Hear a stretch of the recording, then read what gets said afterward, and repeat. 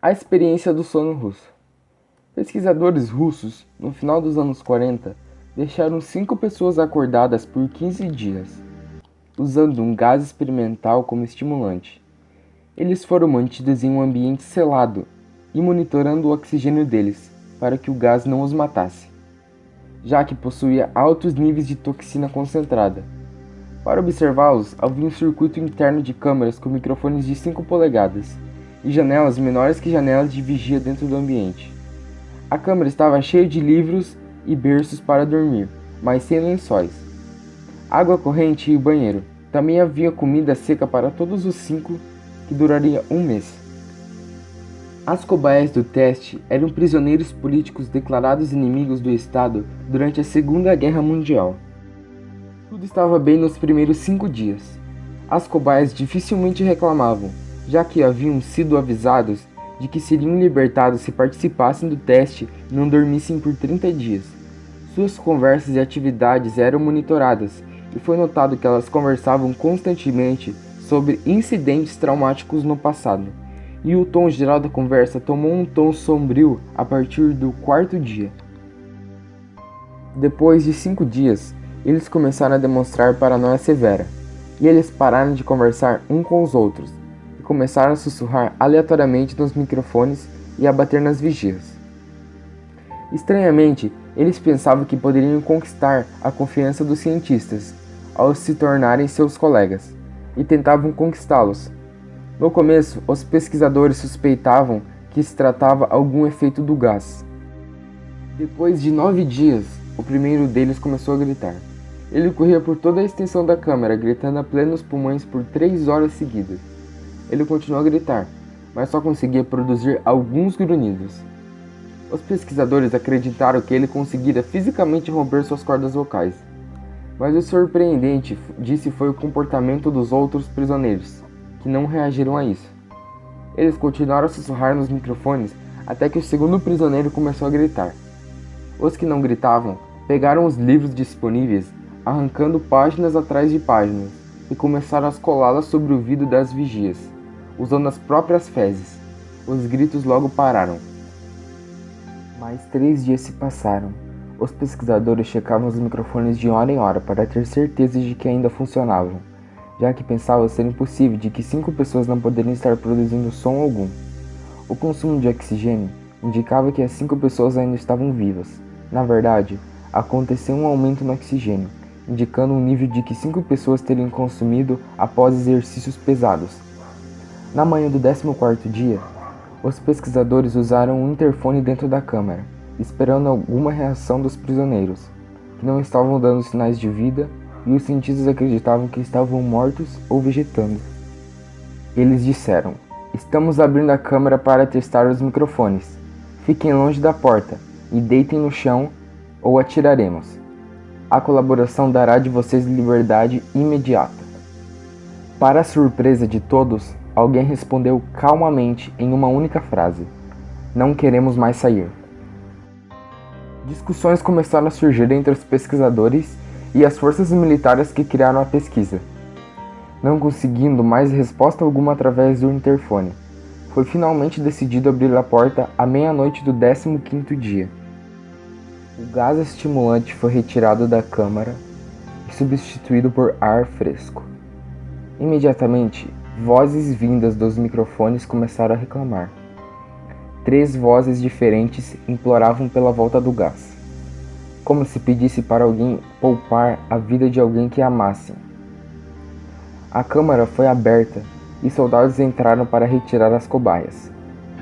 Elas começaram a gritar mais alto do que nunca, e o mesmo fizeram os soldados quando viram o que tinha lá dentro. 4 das 5 cobaias estavam vivas, embora ninguém pudesse descrever o estado deles como vivos.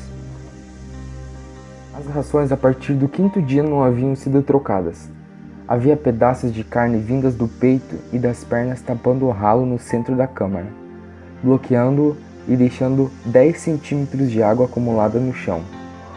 Nunca determinou-se o quanto dessa água na verdade era um sangue.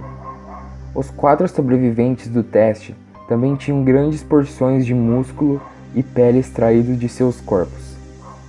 A destruição da carne e ossos opostos na ponta de seus dedos indicava que as feridas foram feitas à mão, e não por dentes, como se pensava inicialmente. Um exame mais delicado na posição das feridas indicou que alguns, se não todos os ferimentos foram auto-induzidos. Os órgãos abdominais abaixo da costela das 4 cobaias haviam sido removidos, enquanto o coração, pulmões e diafragma ainda estavam no lugar. A pele e a maioria dos órgãos ligados à costela haviam sido removidos, expondo os pulmões através delas. Todos os vasos sanguíneos e órgãos remanescentes permaneceram intactos. Eles só haviam sido retirados e colocados no chão, rodeando os corpos eviscerados, mas ainda vivos. Podia ver o trato digestivo dos 4, trabalhando, digerindo a comida. Logo ficou aparente que o que estava sendo digerido era a própria carne que eles haviam arrancado e comido durante dias. A maioria dos soldados ali presentes eram das operações especiais russas, mas muitos se recusaram a voltar à câmara e remover as cobaias. Elas continuaram a gritar para serem deixadas ali e também pediam para que o gás voltasse. Pelo menos, elas não dormiriam. Para a surpresa de todos, as cobaias ainda lutaram durante o processo de serem removidas da câmara. Um dos soldados morreu ao ter sua garganta cortada, e o outro foi gravemente ferido ao ter seus testículos arrancados e uma artéria da sua perna atingida pelos dentes de uma das cobaias. Outros 5 soldados perderam suas vidas, sem contar os que se mataram semanas depois do incidente. Durante a luta, um dos 4 sobreviventes teve seu baço rompido, e ele começou a perder muito sangue, quase que imediatamente. Os pesquisadores médicos tentaram sedá-lo, mas foi impossível. Ele havia sido injetado com mais de 10 vezes a dose normal de morfina para humanos e ainda lutava como um animal, quebrando as costelas e o braço de um médico. Houve um ponto em que seu coração bateu fortemente por 2 minutos, após ele ter sangrado tanto ao ponto de ter mais ar em seu sistema vascular do que sangue. Mesmo depois do coração ter parado, ele ainda continuava a gritar e a lutar por 3 minutos, gritando a palavra mais, sem parar, até ficar fraco e finalmente se calar-se. O terceiro sobrevivente estava muito contido e foi levado para um consultório. Os outros 2, com as cordas vocais intactas, continuavam a implorar pelo gás para serem mantidos acordados. O mais ferido entre os 3 foi levado para a única sala de cirurgia que ali havia. Durante o processo de preparar a cobaia para receber seus órgãos de volta, foi descoberto que ele era totalmente imune ao sedativo que estavam dando a ele. O homem lutou furiosamente contra as amarras que o prendiam à cama quando trouxeram um gás anestésico para sedá-lo. Ele conseguiu rasgar mais de 4 polegadas de couro das amarras de um dos pulsos, mesmo com um soldado de 90 quilos segurando o mesmo pulso. Levou mais do necessário de anestésico para sedá-lo, e na mesma hora que suas pálpebras se fecharam, seu coração parou. Na autópsia foi revelado que seu sangue possuía o triplo normal do oxigênio. Os músculos que estavam presos aos seus ossos estavam destruídos, e ele havia quebrado 9 ossos na luta para não ser sedado. A maioria eram pela força em que seus próprios músculos haviam exercido. O segundo sobrevivente era o primeiro que começou a gritar entre os 5. Suas cordas vocais estavam destruídas, e ele não era capaz de gritar e implorar para não passar pela cirurgia.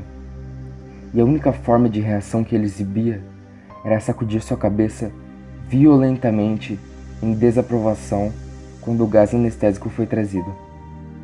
Ele balançou sua cabeça positivamente quando alguém sugeriu se os médicos aceitavam fazer a cirurgia sem anestesia.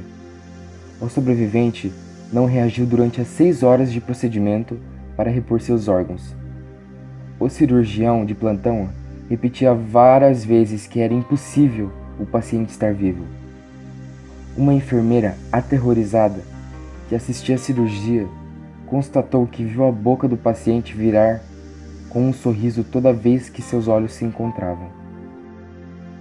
Quando a cirurgia acabou, o paciente olhou para o cirurgião e começou a grunhir alto, tentando falar enquanto lutava. Acreditando ser algo de extrema importância, o médico pegou uma caneta e papel para que o sobrevivente escrevesse sua mensagem. E adivinha o que ele escreveu? Continue cortando. Os outros 2 sobreviventes passaram pela mesma cirurgia, os 2 sem anestésico. Mas ambos tiveram paralisante injetado durante a operação, pois o cirurgião achou impossível continuar o procedimento enquanto os pacientes falavam histericamente. Uma vez paralisados, as cobaias só podiam acompanhar o procedimento com os olhos, mas logo o efeito do paralisante passou e em questão de segundos eles começaram a lutar contra suas amarras. Quando perceberam que podiam falar novamente, começaram a pedir pelo gás estimulante. Os pesquisadores tentaram perguntar por que eles haviam se ferido, por que haviam arrancado as próprias entranhas e por que queriam tanto aquele gás. Uma única resposta foi dada: eu preciso ficar acordado. Todas as 3 cobaias sobreviventes foram colocadas de volta na câmara, enquanto esperavam alguma resposta para o que seria feito com elas.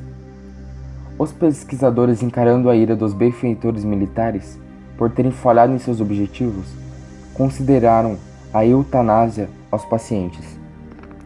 O comandante do processo, um ex-KGB, viu algumas possibilidades e quis que as cobaias fossem colocadas novamente sob o gás estimulante. Os pesquisadores se recusaram fortemente, mas não tiveram escolha.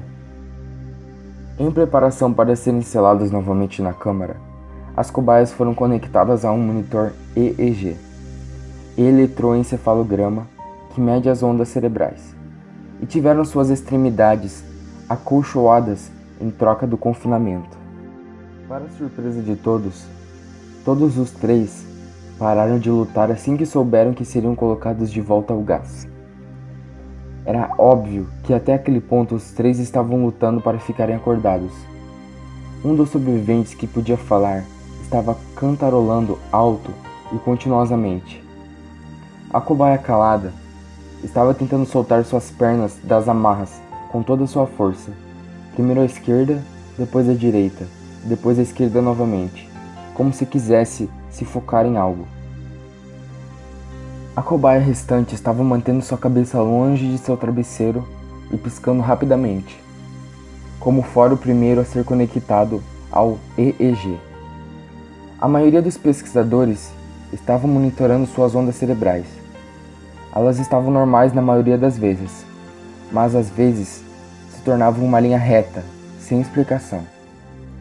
Era como se ele estivesse sofrendo de mortes cerebrais constantes. Enquanto se focavam no papel que o monitor soltava, apenas uma enfermeira viu os olhos do paciente se fecharem, assim que sua cabeça atingiu o travesseiro. Suas ondas cerebrais mudaram para aquelas de sono profundo, e então tornaram-se uma linha reta pela última vez, enquanto seu coração parava na mesma hora. A única cobaia que podia falar começou a gritar. Suas ondas cerebrais mostravam as mesmas linhas retas que o paciente que acabara de morrer. O comandante deu a ordem para ser selado dentro da câmara, com mais 2 cobaias e mais 3 pesquisadores. Assim que entraram na câmara, um dos pesquisadores pegou sua arma e atirou entre os olhos do comandante. Depois voltou para a cobaia muda e também atirou em sua cabeça. Ele apontou sua arma para o paciente restante, ainda preso à cama, enquanto os outros pesquisadores saíam da sala. Eu não quero ficar preso aqui com essas coisas. Não com você. Ele gritou para o homem amarrado. O que é você? Ele ordenou. Eu preciso saber. Você se esqueceu? O paciente perguntou. Nós somos você. Nós somos a loucura que vaga em todos vocês, implorando para sermos soltos toda vez dentro de sua mente animal. Nós somos aquilo de que vocês se escondem em suas camas toda noite. Nós somos aquilo que vocês sedaram no silêncio e paralisaram quando vocês atingem o paraíso noturno, do qual vocês não podem sair. O pesquisador ficou quieto e então mirou no coração do paciente e atirou. O EEG tornou-se uma linha reta enquanto o paciente gaguejava, tão perto, tão livre.